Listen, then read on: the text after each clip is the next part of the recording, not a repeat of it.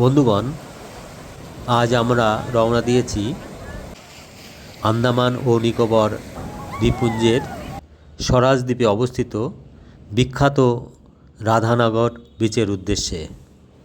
প্রকৃতিপ্রেমী এবং ভ্রমণ পিপাসু মানুষের কাছে এটি এক স্বপ্নের গন্তব্য। নীল সবুজ স্বচ্ছ সমুদ্রের জল এবং চারপাশের সবুজ অরণ্য মিলে এই সমুদ্র সৈকত যেন এক প্রকৃতির অনন্য সৃষ্টি। রাধানগর বিচ একসময় এশিয়ার অন্যতম সেরা সমুদ্র সৈকত হিসেবে আন্তর্জাতিক স্বীকৃতি লাভ করে এবং আজও বিশ্বের নানা প্রান্তের পর্যটকদের আকর্ষণের কেন্দ্রবিন্দু। সমুদ্রের ধারে দাঁড়ালেই চোখের সামনে খুলে যায় এক মনোমুগ্ধকর দৃশ্য। ঢেউগুলো ধীরে ধীরে এসে সাদা বালুকা বেলাকে স্পর্শ করে, আবার ফিরে যায় গভীর নীল সমুদ্রে।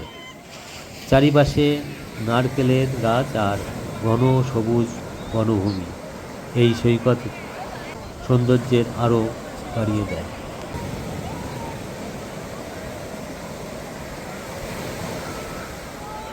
এখানকার শান্ত পরিবেশ শহরের কোলাহল থেকে দূরে এনে মনকে এক অন্যরকম প্রশান্তিতে ভরিয়ে দেয়। রাধানগর বিচের সবচেয়ে বড় আকর্ষণ হলো এর সূর্যাস্ত।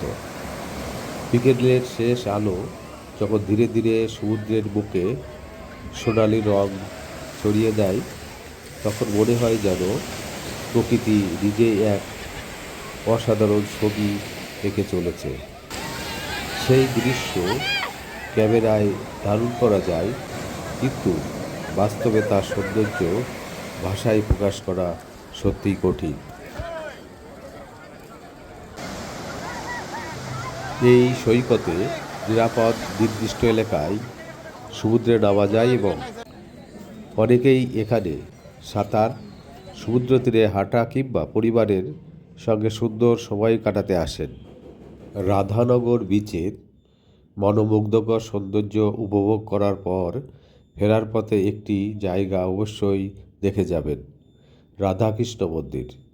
শান্ত, নির্মল আর ভক্তিময় এই মন্দিরের প্রবেশ করলেই যেন মন এক অন্যরকম প্রশান্তিতে ভরে যায়। চারপাশের সবুজ পরিবেশ আর মন্দিরের পবিত্র আবহ ভ্রমণের ক্লান্তি মুহূর্তে দূর করে দেয়। ভিডিওটি যদি আপনার ভালো লেগে থাকে তাহলে একটি লাইক দিন। এমন আরও সুন্দর ভ্রমণ ভিডিও দেখতে আমাদের চ্যানেলটি সাবস্ক্রাইব করে পাশে থাকা বেল আইকনটি চাপতে ভুলবেন না। ধন্যবাদ। আবার দেখা হবে।